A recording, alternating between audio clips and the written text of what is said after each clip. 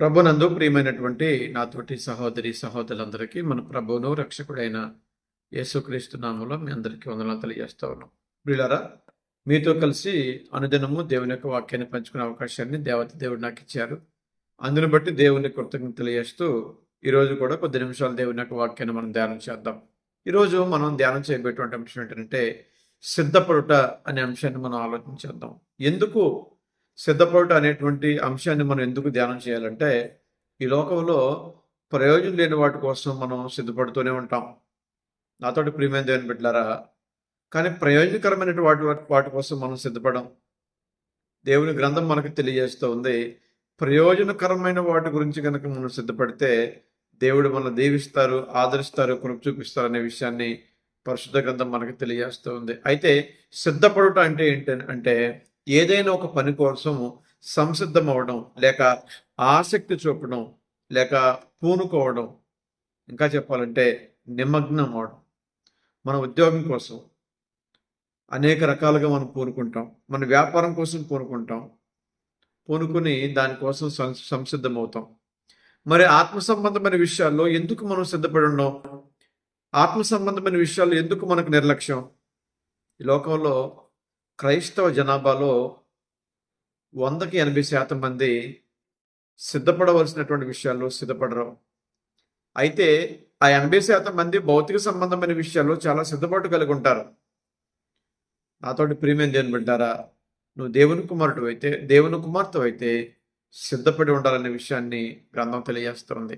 అయితే వేటి కొరకు నేను సిద్ధపడాలి, దేని కొరకు సిద్ధపడితే నాకు ప్రయోజనం అని మనం ఆలోచన చేసినట్లయితే, మొట్టమొదటిగా మనం ఆలోచన చేసినట్లయితే దేవుని చిత్తము కొరకు లేక దేవుని చిత్త ప్రకారం చేయడానికి మనం సిద్ధపడాలి. హెబ్రీ పత్రిక 13వ అధ్యాయము 21వ వచనాన్ని మనం ఆలోచన చేసినట్లయితే, హెబ్రీ పత్రిక 13వ అధ్యాయము 21వ వచనాన్ని మనం చదువుకుందామండి.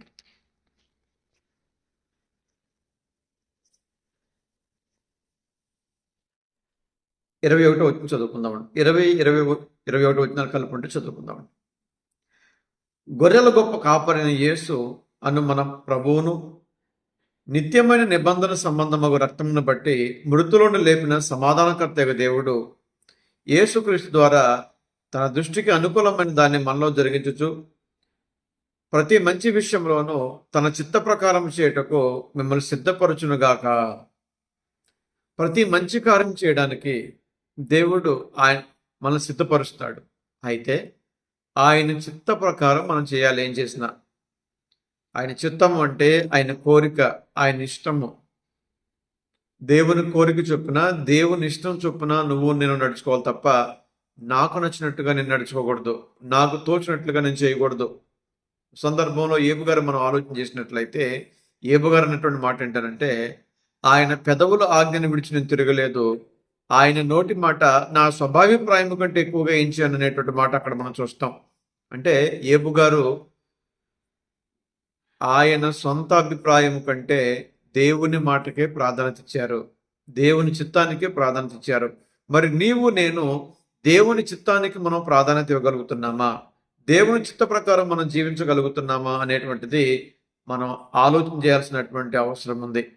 దేవుని చిత్త ప్రకారం ప్రవర్తించేవారు, దేవుని చిత్త ప్రకారం జీవించేవారు, దేవుని చిత్తాన్ని ఎవరైతే జరిగిస్తారో దేవుడు వారి పక్షాన్ని ఉండు వారిని అన్ని విషయాల్లో వర్ధిల్లింపు చేస్తారనే విషయాన్ని మనం అర్థం చేసుకోవాలి. రెండవదిగా మనం ఇంకా దేని గురించి మనం సిద్ధపడాలంటే సత్కార్యాలు, అంటే మంచి కార్యాలు, మంచిని చెయ్యాలి, మంచి కోసం పోరాడాలి, మంచిని ప్రకటించాలి, మంచి కోసం మనం ఎంత దూరమైనా వెళ్ళాలి. అంటే సత్క్రియ అనేటువంటిది అది వెలుగు సంబంధమైనది. మనం లోకంలో చేసేటువంటి సత్క్రియే మన ద్వారా అనేక మందిని దేవుని దగ్గరికి నడిపిస్తుంది. ఏదైనా ఒక మంచి కార్యం చేస్తే లోకంలో మంచివాడు అనిపించుకుంటాం.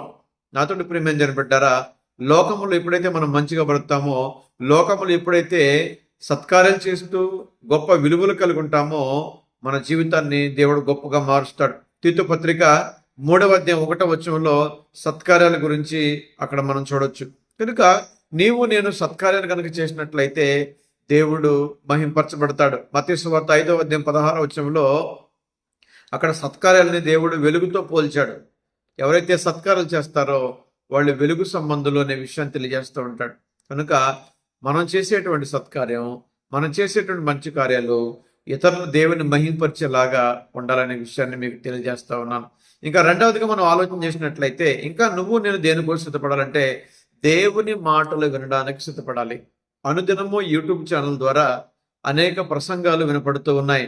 మరి మీరు ఎంతవరకు వింటున్నారు, ఎంతవరకు గ్రహిస్తున్నారు, గ్రహించిన వాటి విషయంలో ఎంతవరకు జీవిస్తున్నారు అనేటువంటిది మీకే నేను ప్రశ్న వదిలేస్తున్నాను. నాతోటి ప్రియమైన దేవుని బిడ్డలారా, మన చెవులకి దేవుని వాక్యం వినపడుతుందంటే, మన వినికిడిలోనికి దేవుని వాక్యం వచ్చిందంటే, మన హృదయాలకి మన తలంపులోనికి దేవుని వాక్యం వచ్చిందంటే నిజంగా మనం అదృష్టవంతులమనే చెప్పాలి. ఎంతో మందికి దేవుని వాక్యం వెళ్ళట్లేదు. ఎంతో మంది దేవుని వాక్యాన్ని నేర్చుకునే అవకాశం దేవుడు ఇవ్వట్లేదు. కానీ నీకు ఇచ్చాడు అవకాశం. దేవుడు నీకు అవకాశం ఇచ్చినప్పుడు దాన్ని సద్వినియోగం చేసుకుని దేవుని మాటలు వినడానికి సిద్ధపడి ఉండాలి, పూనుకోవాలి. దేవుని మాటలు వినే సందర్భం ఎప్పుడు వచ్చినా కూడా దాన్ని మీరు వదులుకోకూడదు. దేవుని మాట వినే సందర్భం ఏ పరిస్థితిలో వచ్చినా కూడా, ఎన్ని పనులున్నా దాన్ని పక్కన పెట్టి దేవుని వాక్యాన్ని మనం వినడానికి మనం సిద్ధపడాలి. మనం చూసినట్లయితే ఇర్మీయా గ్రంథము 6వ అధ్యాయము 10వ వచనం మనం చదువుకున్నట్లయితే, ఇర్మీయా గ్రంథం 6వ అధ్యాయం 10వ వచనం మనం చదివినట్లయితే, విందురని నేను ఎవరితో మాట్లాడేదను, ఎవరికి సాక్ష్యం ఇచ్చేదను, వారు వినుటకు తన మనసును సిద్ధపరచుకొనరు గనుక వినలేకపోయిరి. నీ మనసు కనుక వినడానికి సిద్ధం చేసుకోకపోతే వాక్యాన్ని వినలేవు. చాలా మంది మందిరానికి వస్తారు కానీ వాక్యాన్ని సరిగ్గా వినరు. చాలా మంది మందిరానికి వస్తారు, విన్నట్టు ఉంటారు, మర్చిపోతారు. కనుక వినడానికి నువ్వు సంసిద్ధం అవ్వకపోతే, వినడానికి నీ హృదయాన్ని సిద్ధం చేసుకోకపోతే, ఎన్ని ప్రసంగాలన్నా, ఎన్ని వాక్యాలన్నా నీ జీవితం మారదు. నీ జీవితం మారాలంటే వాక్యాన్ని హృదయపూర్వకంగా వినడానికి నువ్వు సిద్ధపడి ఉండాలి. అపోస్తుల కార్యం 16వ అధ్యాయంలో లూదియా మనకు కనపడుతూ ఉంటుంది. లూదియా విలువైనటువంటి వ్యాపారం చేసేటువంటిది. మరి ఆ లూదియా పలానా చోట దేవుని వాక్యం వినపడుతుందని తెలుసుకున్నప్పుడు తన వ్యాపారంతో సైతం ఆపేసి వాక్యాన్ని వినడానికి వెళ్ళి అనేక మంది స్త్రీలతో కూర్చుని వాక్యాన్ని వింది. ప్రభు ఆమె హృదయాన్ని తెరిచాడు. నీ హృదయాన్ని కూడా దేవుడు తెరవాలంటే, నీ హృదయ వాంఛలు దేవుడు తెరచాలంటే, పరలోక సంబంధమైన వరములు నువ్వు కూడా రుచి చూడాలంటే ఖచ్చితంగా నీ హృదయాన్ని తెరిచే అవకాశం ఇవ్వాలి. నీ హృదయాన్ని దేవుడు తెరవాలంటే ముందు నీ హృదయము వాక్యాన్ని వినేటట్లుగా సిద్ధపరచుకోవాలి. మరి ఎంతమంది ఆరాధనకు వేగిరి పడుతూ వస్తున్నారు దేవుని మాట వినడానికి. లోకాసు వార్తలు మనం చూసినట్లయితే దేవుని మందిరానికట ఆయన మాటలు వినడానికి అందరూ పెందలకడే వచ్చారట. మనం అన్ని పనులన్నీ అయిపోయిన తర్వాత, అన్నం కూర వండుకున్న తర్వాత, కొంతమంది తిన్న తర్వాత వస్తున్నారండి దేవుని మందిరానికి. అది సరైనటువంటి పద్ధతి కాదు. ఆదివారం నాడు నీకు ఆటంకం కలిగించే ఏ పనైనా కూడా దేవుని కోసం పక్కన పెట్టేయాలి. దేవుని ఆరాధించడానికి అందరికంటే ముందు సిద్ధపడి దేవుని మందికి రావాలని దేవుని వాక్యం మనకు తెలియజేస్తూ ఉంది. ఇక 4వది మనం చూసినట్లయితే దేవుని యొక్క వాక్యాన్ని బోధించడానికి కూడా మనం సిద్ధపడాలటండి. తిమోతి రాసిన 2వ పత్రిక 3వ అధ్యాయము 17వ వచనం మనం చదివినట్లయితే, యవనస్తుడైనటువంటి తిమోతికి వృద్ధుడైనటువంటి పౌలు గారు చాలా విషయాలు అక్కడ చెప్పున్నారు. దాంట్లో వాక్యాన్ని ప్రకటించము అనేటువంటి మాట కూడా చెప్పినట్లుగా మనం చూస్తూ ఉన్నాం. 3వ అధ్యాయము 16-17 చూసినట్లయితే, దైవజనుడు సన్నద్ధై ప్రతి సత్కార్యమునకు పూర్ణముగా సిద్ధపడి ఉన్నట్లు. ఏంటి సత్కార్యం అంటే? దైవావేశము కలిగిన ప్రతి లేఖనము ఉపదేశించుటకును, ఖండించుటకును, తప్పుదిద్దుటకును, నీతి యందు శిక్ష చేయుటకును ప్రయోజనకరమైంది. అంటే దేవుని వాక్యాన్ని ఉపదేశించడం సత్కార్యం, దేవుని వాక్యంతో ఖండించడం సత్కార్యం, దేవుని వాక్యంతో తప్పుదిద్దడం సత్కార్యం, దేవుని వాక్యంతో నీతి యందు శిక్ష చేయడం కూడా సత్కార్యమే. ఈ సత్కార్యం చేయడానికి, వాక్యాన్ని ప్రకటించాలి అనేటువంటి సత్కార్యాన్ని అందరూ కూడా చేయవలసినటువంటి అవసరం ఉంది. దాని కొరకు మనం సిద్ధపడాలి. అలాగే 5వదిగా మనం చూసినట్లయితే మనము దేవుని సన్నిధిలో కనపడడానికి సిద్ధపడాలి. ఆమోస్ గ్రంథము 4వ అధ్యాయము 12వ వచనం మనం చూసినట్లయితే, ఆమోస్ గ్రంథము 4వ అధ్యాయము 12వ వచనాన్ని మనం చదువుకుందాం. 4వ అధ్యాయం 12వ వచనం చదువుకుందాం. కాబట్టి ఇశ్రాయేలులారా, మీ ఎడల నేను ఎలాగునే చేయదును గనుక, ఇశ్రాయేలులారా మీ దేవుని సన్నిధి కనపడుటకై సిద్ధపడుడి. దేవుని సన్నిధిలో, దేవుని మందిరములో మనం కనపడడానికి సిద్ధపడాలి. అంటే ఆదివారం నాడు, అంటే ఈ రోజు దేవుని మందిరానికి నువ్వు వెళ్ళాలంటే శనివారం నుంచే నువ్వు సిద్ధపడి ఉండాలి.